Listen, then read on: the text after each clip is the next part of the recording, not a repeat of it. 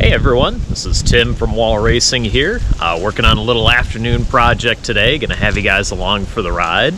So working on the car behind me, the Crash Cab today. It's a 1975 Oldsmobile Cutlass with a Chevy engine, of course. We're a little bit late in the season, as you can tell with all the leaves falling off the trees. It's getting to be that time of year when, at least for us up north, we have to start winterizing these things. Especially so you don't freeze up your engine block in the winter. If you leave the street water in it, they usually run throughout the season. So here's what I got so far today. We'll be working on the old Crash Cab here, and once we get the hood off, we'll be dumping a little bit of antifreeze into it.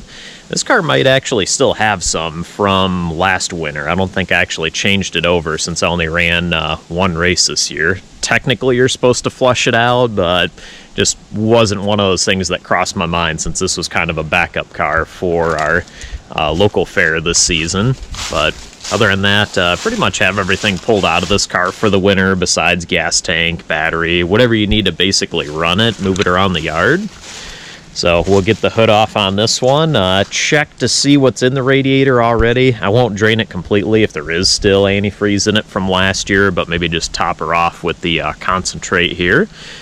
And then we have the old Captain Crunch Caprice as well. We'll take a look at that one and see what we can do to top that one off. I know that one's just straight water, so I'll need to run some antifreeze through it anyway. It does have a leaky freeze plug in it, so I don't necessarily want to completely top it off with antifreeze, knowing that it's going to leak a whole bunch of it out through the course of the winter anyway. And then the old wagon here, the 71 Chevy Townsman, that's my driver. That should be just fine since that I flushed it a couple years ago to put new coolant in it. So I'll take a look at it while we have the hood open to snag the battery out. But other than that, that should be good. We'll do a little bit of shuffling around here at the Wall Racing North shop and have you guys along for the ride for what we're doing to winterize these things.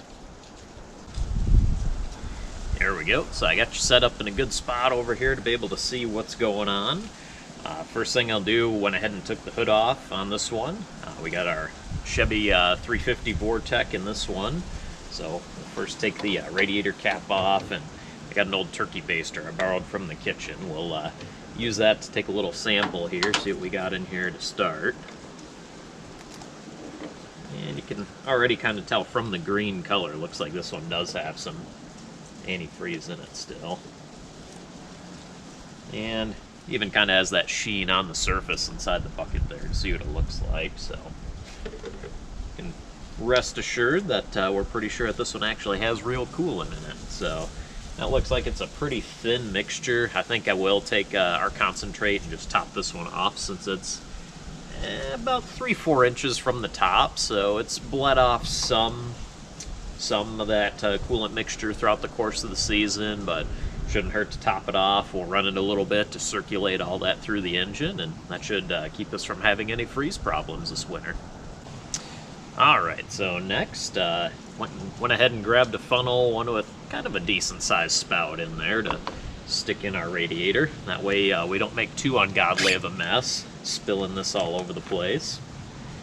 And it is my preference to just go ahead and pick up the concentrate as far as antifreeze goes, whatever's, cheapest on the shelf, since we know this is just for the winter and we're going to dump it out in the spring anyway.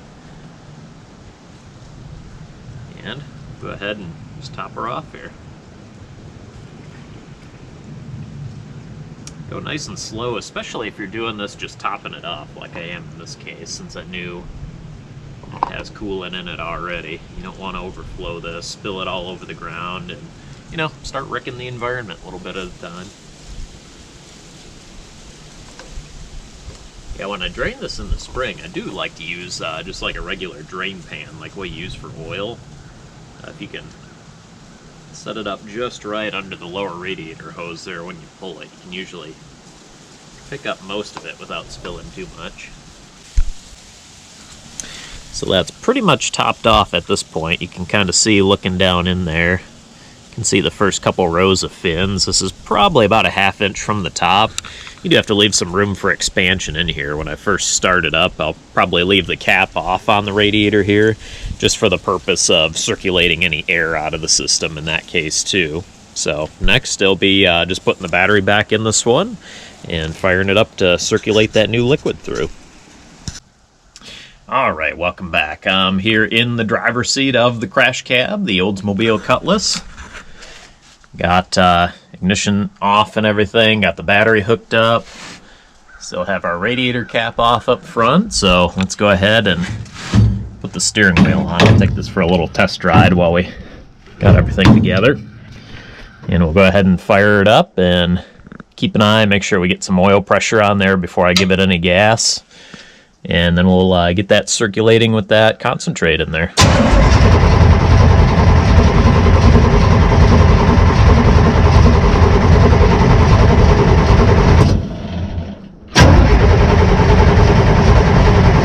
There we go. Got our oil pressure now, so we'll give her a couple pumps to the carb and fire it up.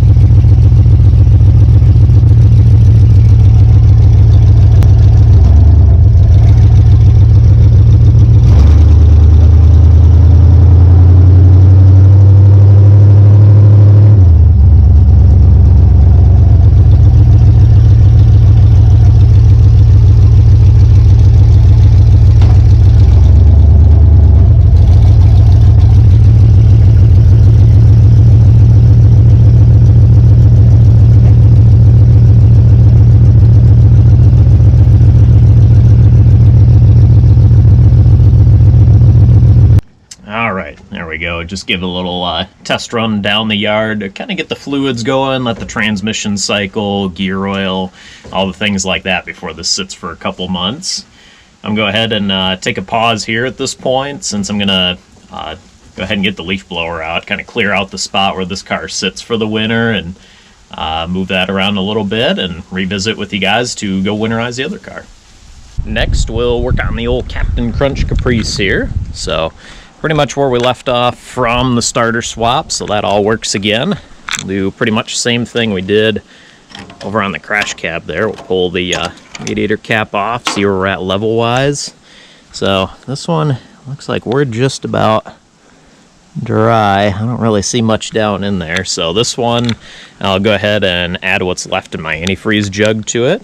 And I'm thinking probably pour at least a gallon of just regular water in there too, to at least get some sort of mixture going inside this thing. Like I mentioned before, this one does have a bad freeze plug, so whatever you put in, a lot of it's going to leak out. So I really don't want to put too much in there, just knowing that we're really just trying to get any of that water only out of the bottom of the block, so it doesn't damage this thing on the inside throughout the winter. Here we are, got my funnel back once again, so we'll go ahead and dump the rest of our antifreeze concentrate in here on this one. Got maybe a little over half the bottle left on this guy.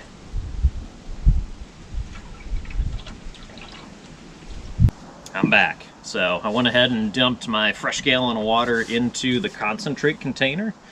That way I can get as much out of this as possible to run through the engine here, since we'll still have a pretty thin amount of antifreeze in there anyway. When you put this in there, it's not only to keep it from freezing, but there's also some anti-corrosion properties as well, so it helps keep the inside of your engine block a little bit cleaner as well. Otherwise, like say when we run it for a whole summer of just straight water, you end up with a little bit of rusty brown water that comes out when you do drain this at the end of the season. Alright, so now I'm in the car itself. Kind of same as we did before. I do have the radiator cap off in this guy, so that way we can get any of the trapped air out of the system when we do start it up and run it. I got the battery transferred over from the cab over to the Captain Crunch here, and we'll go ahead and fire it up and get things moving. Make sure it's in park since this thing's still on the trailer.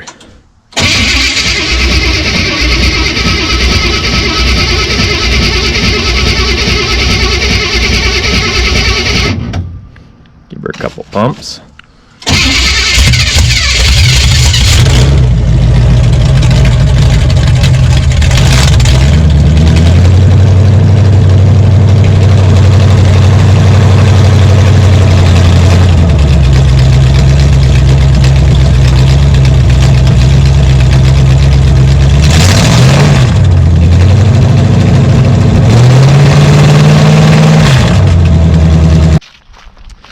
Alright, and there we have it for today, folks. Pretty much it as far as running antifreeze through your car engine to make sure that we keep it winterized and don't freeze up anything throughout the winter. The old engine in the Captain Crunch here has seen better days. She's a little bit worn out and ready for a rebuild, especially on the lower end of it. But thanks for watching. Some other things that'd be a good idea if you are winterizing your car, changing the oil if you do have it on hand.